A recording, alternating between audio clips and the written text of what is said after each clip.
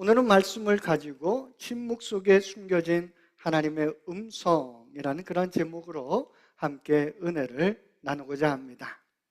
기독교 역사에 있어서 영적인 거장으로 일컬어지는 어거스틴이 어느 날 꿈을 꾸었습니다. 이 어거스틴이 꿈에 천국문에 이르렀는데 이 천국 문지기가 어거스틴에게 물어봤습니다. 당신은 누구입니까? 그러자 이 어거스틴이 나는 예수 그리스도를 믿는 사람, 곧 크리스찬입니다 라고 대답했습니다. 그랬더니 그 천국 문지기가 말하기를 내가 보니 당신은 예수를 믿는 사람 같지 않습니다. 당신의 머릿속에는 예수님의 말씀은 별로 없고 온통 철학적 지식만이 가득합니다. 이렇게 말하였습니다. 어거스틴은 꿈에서 그 문지기의 말을 듣고 깜짝 놀라서 깨었습니다. 그리고 가만히 생각해 보았습니다. 나는 누구인가? 그렇다. 나는 예수 그리스도를 믿는 사람이다. 이제는 예수 믿는 사람답게 그리스도와 그의 말씀만 생각하리라. 이렇게 결심을 하였습니다. 여러분은 어떤 사람이십니까? 하나님의 말씀의 사람입니까? 아니면 세상 지식을 가지고 살아가는 사람입니까? 크리스천은 어떤 사람입니까? 크리스천은 날마다 영적인 생각과 세상적인 생각 사이에서 갈등하고 싸우면서 믿음으로 성장하고 예수님을 닮아가는 사람, 그 사람이 크리스천입니다. 예수님을 믿는다고 하면서도 영적인 생각과 육적인 생각의 갈등이나 싸움이 없는 사람이라면 둘 중에 하나입니다. 하나는 완전히 영의 생각 속에서 살아감으로 인해서 하나님의 뜻을 따라가며 살아가는 그러한 영적인 생각에 사로잡혀 살아가는 사람입니다. 그러면 다른 한 사람은 어떻겠습니까? 영적인 생각이 아니라 세상적인 생각에 사로잡혀서 살아가는 사람, 바로 그 사람입니다. 바로 영의 생각은 생명이고 육의 생각은 사망이라는 것을 우리는 알아야 합니다. 내가 하나님의 만족이 아니라 내 육신의 만족을 위해서 하나님의 나라와 하나님의 뜻에 대해 생각하지 아니하고 내 육신의 기쁨과 내 육신의 즐거움을 위해서 살아간다면 아마도 나는 육의 생각에 사로잡혀 있는 사람이다. 이렇게 말씀드릴 수가 있습니다. 하나님께 부름받았지만 하나님의 나라와 그 뜻보다는 내 삶에 잘되고 내 삶이 축복되고 내가 뭔가 얻는 것에 집중하여 살아간다면 우리는 과연 내 자신이 어떤 사람인가 깊이 생각해 보아야 합니다. 이스라엘 역사를 보면 하나님의 부르심을 받았지만은 하나님의 나라와 뜻보다는 자기와 자기의 가문의 영달을 추구하며 살았던 사람이 있습니다. 그 사람이 사울 왕이 아닐까 생각합니다.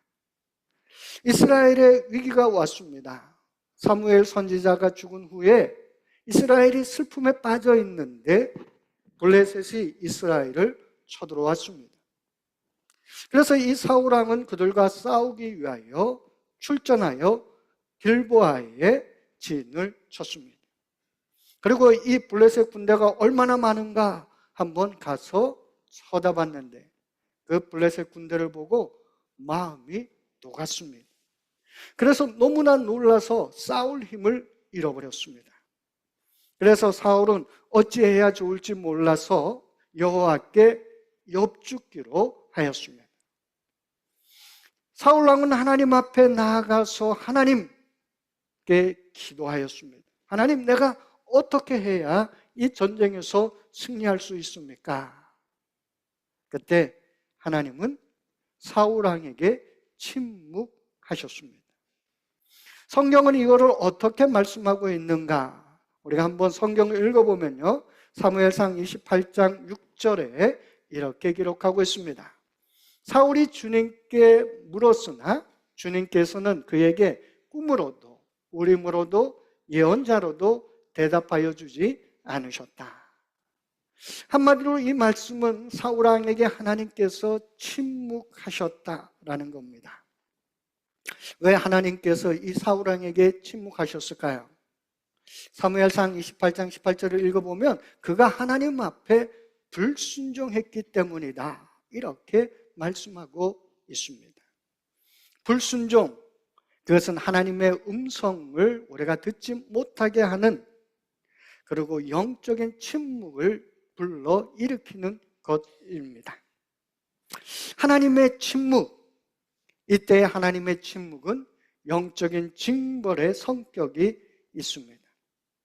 그렇게 내 삶 속에 하나님의 침묵이 있다면, 내가 하나님의 음성을 듣고 싶지만 듣지 못한다면 내 삶을, 내 신앙을 점검해 보아야 합니다. 내가 하나님 앞에 무엇가 잘못된 거 있는가? 어디서부터 무엇이 잘못되었는가? 그것을 돌이켜보고 회개해야 합니다. 회개 없는 신앙은 우리로 하여금 점점 더 깊은 영적인 침체에 빠져들게 만들기 때문입니다. 이와 같이 하나님의 침묵, 그것은 불순종 때문에 일어납니다. 그러나 모든 것이 하나님의 침묵이 이것을 가리키는 것은 아닙니다. 바로 이러한 침묵, 하나님의 침묵에는 또 다른 것이 있습니다. 그러기에 우리는 그것을 생각해 보아야 합니다. 바로 이 불순종의 삶을 살아가는 사람들, 바로 이 하나님의 침묵을 이 불순종에서 경험하는 사람들, 이 사람들이 한 가지 특징이 있습니다. 앞에서 말씀드렸던 것처럼 이들은 하나님의 나라와 하나님의 뜻에 별 관심이 없습니다. 사울처럼 내가, 내 자녀가, 내 사업이, 내 삶이 잘 되는 것에 관심이 있습니다. 그렇기 때문에 이분들은 평상시 하나님의 나라의 뜻에 관심이 없기 때문에 별 그렇게 큰 어려움 없이, 큰 생각 없이 교회를 다닙니다. 그러다가 큰 문제를 겪게 되면 그때 하나님의 앞에 나와, 교회에 나와 기도합니다. 그때 하나님 어떻게 하실까요? 대체로 침묵하십니다. 그럴 때 우리는 질문해야 합니다. 그리고 회개해야 합니다. 하나님의 뜻보다 나의 뜻을 앞세우며 살아오지 않았는가? 스스로에게 질문해야 합니다. 그리고 하나님의 말씀에 나는 평소 귀를 기울이고 살아왔는가? 그리고 순종하고 왔는가? 내 자신에게 물어보아야 합니다. 하나님의 음성이 들리지 않을 때 우리는 내 신앙생활, 내 삶을 뒤돌아보아야 합니다. 그 결과 불순종의 길에서 순종의 길로 들어설 때 우리는 하나님의 음성을 들을 수가 있습니다. 불순종의 길에 걷는 사람들에게 하나님의 침묵은 말하고 있습니다. 하나님의 침묵은 그 침묵 속에 들려주는 음성이 있습니다. 그 음성이 무엇이겠습니까? 회개하라입니다. 회개하라. 버거마 교회에 대해서 우리 주님 회개하여라. 만일 회개하지 아니하면 내가 속히 너에게로 가서 내 입에서 나오는 칼을 가지고 그들과 싸우겠다 말씀하셨습니다. 하나님은 불순종의 사람들에게 침묵하십니다. 그리고 그들이 영적인 삶으로 깨어나기 위하여 그들과 싸움을 하실 것입니다. 앞서 말씀드린 것처럼 하나님의 침묵의 모든 불순종과 관계가 있는 것은 아닙니다. 때로는 하나님의 침묵은 우리의 영적인 성장, 우리의 믿음을 확인하고 연단하는 그러한 또 다른 도구이며 하나님의 말씀입니다. 이를 우리는 욥기를 통해서 알 수가 있습니다. 어느 날 욥은 자기가 가지고 있던 모든 재산을 잃어버렸습니다. 그리고 그 사랑하는 자녀들을 다 잃었습니다. 욥은 자신에게 닥친 이 불행의 이유를 알고자 하였습니다. 그래서 욥은 하나님께 매달렸습니다. 그리고 하나님께 기도했습니다. 내가 왜 이런 고난 가운데 있는지 하나님 알려달라고 하나님 앞에 기도하였습니다. 그때 그 기도 속에 하나님은 침묵하셨습니다. 그 침묵을 겪으면서 욥은 자신의 심정을 오늘 이렇게 고백하였습니다. 8절과 9절 말씀 속에 한번 욥의 심정을 우리가 알아보도록 합니다. 8절과 9절 욥은 이렇게 얘기합니다.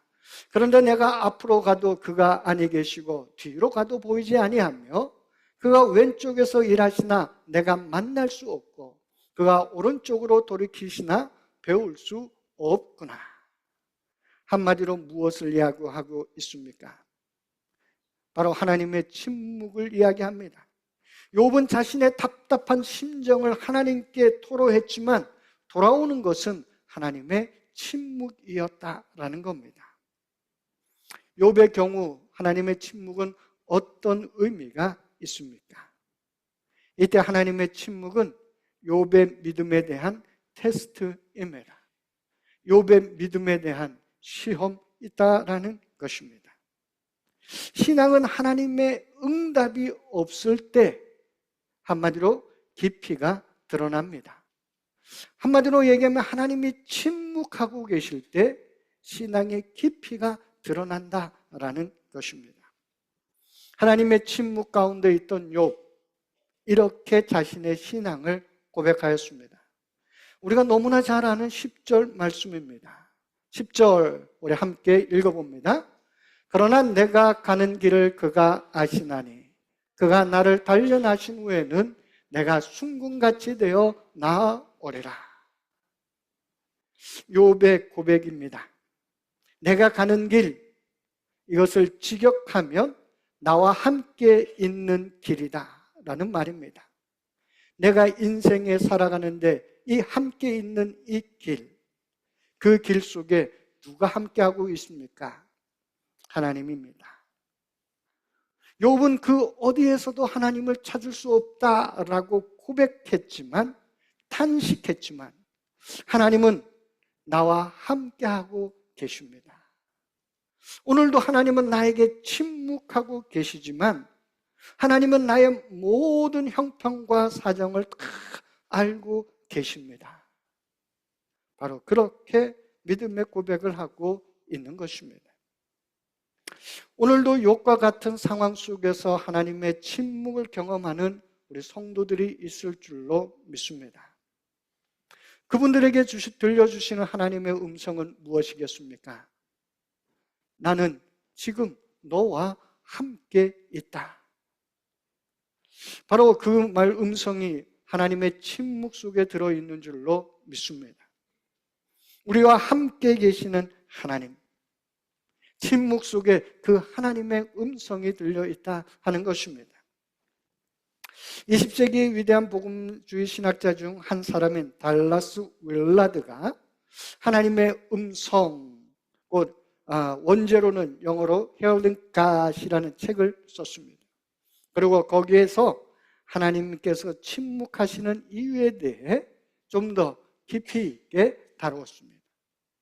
달라스 윌라드는 하나님께서 침묵하시는 이유가 어디에 있는가라는 것을 이야기하며 첫 번째로 인격적 관계의 우선 순위를 위해서다라는 겁니다. 우리는 하나님의 음성을 듣는 것을 특정한 지침이나 답변을 받는 것이라 생각합니다. 그런데 달라스 윌라드는 하나님은 하나님의 음성을 통하여 하나님과 우리가 지속적인 인격적인 대화적 관계를 맺는데 초점이 있다라고 이야기했습니다. 하나님이 침묵하시는 듯 보이는 그 이유 중 하나는 우리가 하나님의 음성을 단지 문제 해결의 도구로 찾는 것이 아니라 그분과의 깊은 관계를 이끌기 위함이다 라고 말씀하였습니다. 하나님은 우리가 그분의 뜻과 성품을 알기 위해 꾸준히 동행하기를 원하신다 하는 것입니다. 두 번째, 인간의 자유와 책임 존중이다 이렇게 얘기했습니다.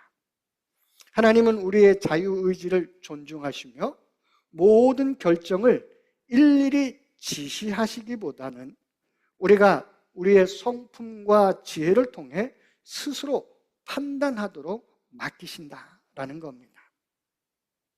하나님께서는 우리에게 맡기신다라는 거예요. 제가 어느 분의 간증을 보니까 하나님이 오늘은 안경을 쓰고 나와라 이렇게 얘기했다 그러시더라고요. 그래서 저는 그 간증을 들으면서 야, 저게 정말 하나님의 말씀일까 하는 의심이 들었어요. 그것까지도 하나님이 내 인생을 죄송합니다. 참견하고 계실까? 나를 그렇게 못 믿나? 우리가 자녀가 성숙한다라는 건 무엇을 의미합니까? 자녀의 의견을 존중해 주는 거예요. 하나님은 우리가 그런 사람으로 성장하기를 원하신다라는 겁니다. 그러기에 하나님의 침묵은 우리가 우리의 성품과 지혜를 동원하여 스스로 판단할 수 있도록 기다려주시는 것이다 하는 것입니다. 하나님은 구체적인 말씀을 벌써 주셨습니다. 성경을, 그리고 우리에게 양심을, 그리고 우리 공동체의 지식을 주셨습니다. 그래서 그것을 가지고 스스로 결정 내릴 수 있도록 훈련시키는 과정이 하나님의 침묵이다라는 겁니다.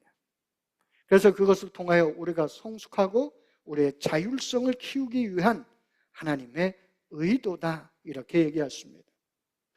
세 번째, 하나님의 침묵은 내면의 소란과 기대 부족이다 이런 말을 했습니다.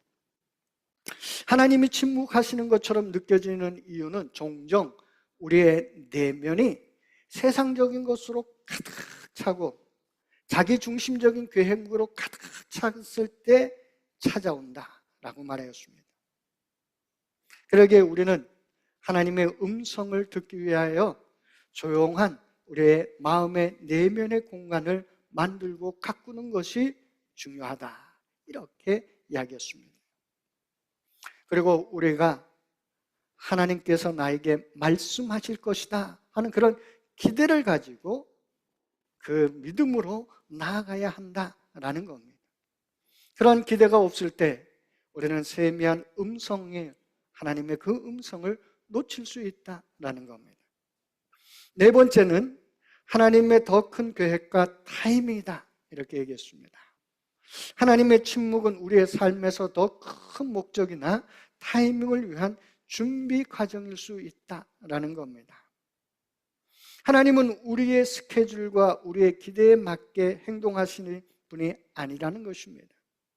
하나님은 그분의 뜻과 계획에 따라 적절할 때 말씀하시고 행동하시는 분이시다라는 겁니다. 그러기에 우리는 그 하나님에 대한 인내와 신뢰가 있어야 하고 하나님의 침묵 가운데 우리는 그것을 배우게 된다라고 말하였습니다. 꼭 하나님이 내 뜻대로 모든 것을 다 움직여주기를 원하는 것, 어쩌면 그것도 교만인지 모릅니다. 여러분, 내 자녀가 자기 뜻대로 아빠 엄마가 다 움직여주기를 바란다면 여러분 행복하시겠습니까? 반대로 여러분의 자녀가 내 뜻대로 다 행해준다고 한다면 행복하시겠어요? 모르죠. 그때는 행복하다고 얘기할 수 있을 사람이 있을지. 그런데 자녀는 불행합니다. 하나님은요, 우리가 정말 하나님을 신뢰하고 인내하며 우리가 자율적으로 살아가기를 원하시는 분이 하나님이시다라는 겁니다. 바로 그것이 영적 성숙과 하나님의 인도하심의 본질이다라는 겁니다. 하나님의 침묵은 우리가 이미 받은 말씀과 성령의 인도를 통해서 우리가 자율적으로 행동하도록 독려하는 방법이다라는 겁니다. 하나님의 음성이 없어도 그분의 동행을 신뢰하며 그분의 인도하심을 믿으며 살아가는 그 신앙의 깊이의 차원으로 우리가 성숙하기를 원하시는 하나님의 또 다른 방법이다 하는 것입니다. 그것이 무엇입니까? 욥에게서 그것을 발견할 수가 있는 것입니다. 욥은 이리 가도 저리 가도 하나님을 만날 수가 없다라고 했습니다. 그렇지만 욥은 고백했습니다. 하나님 나와 함께 동행하고 계시다. 그리고 그 안에는 하나님의 뜻이 있다라는 것. 그러한 고백이 욥이 하였습니다. 욥의 고백이 우리의 고백이 되기를 축원합니다. 우리가 신앙생활을 하면서요, 어쩌면 우리는 반 이상은 하나님의 침묵 속에 살아가는 줄도 모릅니다. 아니, 반만 되면 얼마나 좋겠습니까? 거의 8, 90%는 하나님의 침묵 속에 살아갑니다.